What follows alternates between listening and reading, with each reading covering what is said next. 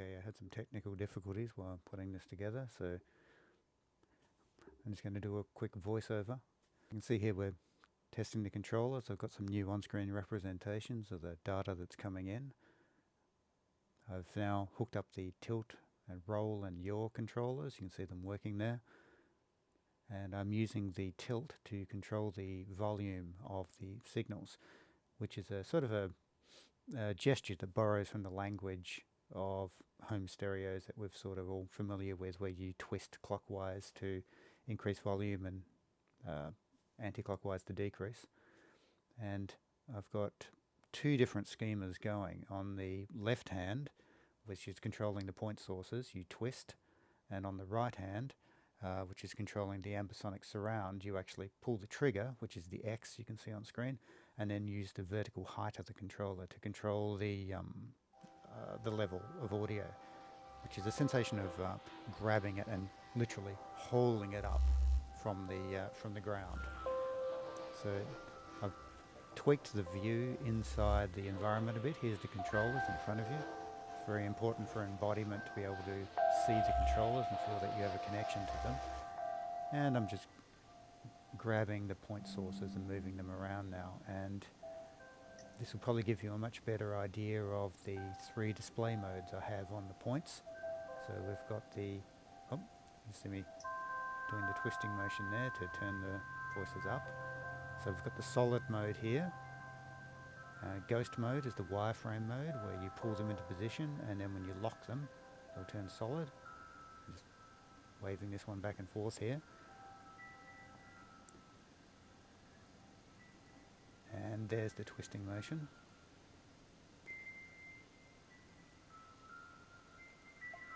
Four voices, which are selected from the circular pad. I'm just going to spread them out. You can hear that one now moving in the stereo field.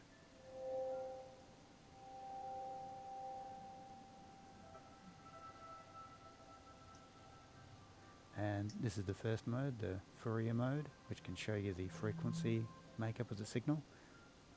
I still haven't quite got the rotation worked out on the spheres. I want the rotation to follow the camera so that you can always get an end view onto the frequencies.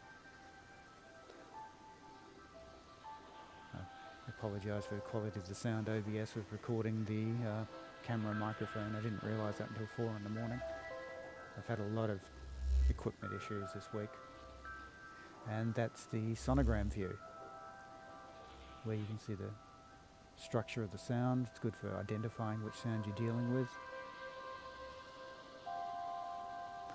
Things with a lot of tonal content, you can see it in stripes, I believe. Yeah, this one here with some tonal content in the lower frequencies.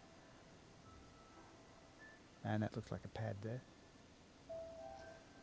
These are much, much clearer in the headset.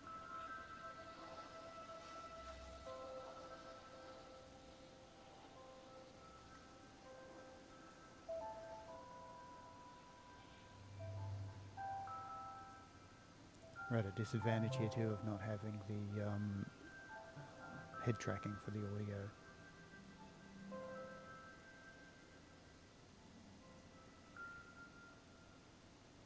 Okay, and here I'm bringing up the surround audio.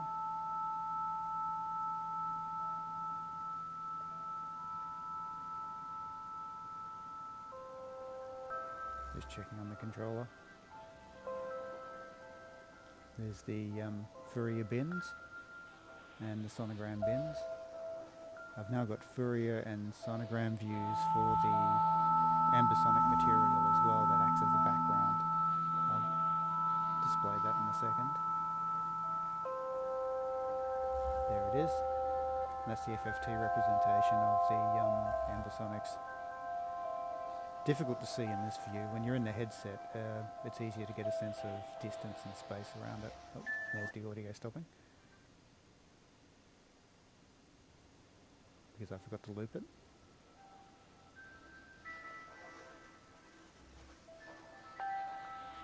This is pretty much just a feature freeze. Oh, there's a sonogram of the surround audio, visible there in purple. These are way clearer in the headset. They don't come out very well on the mono display at all, and you don't get the sense of space behind them, the sense of wrapping around you. So yeah, this is pretty much just a feature freeze. This is what I'll call complete for the first iteration, and all the fancy features come next term.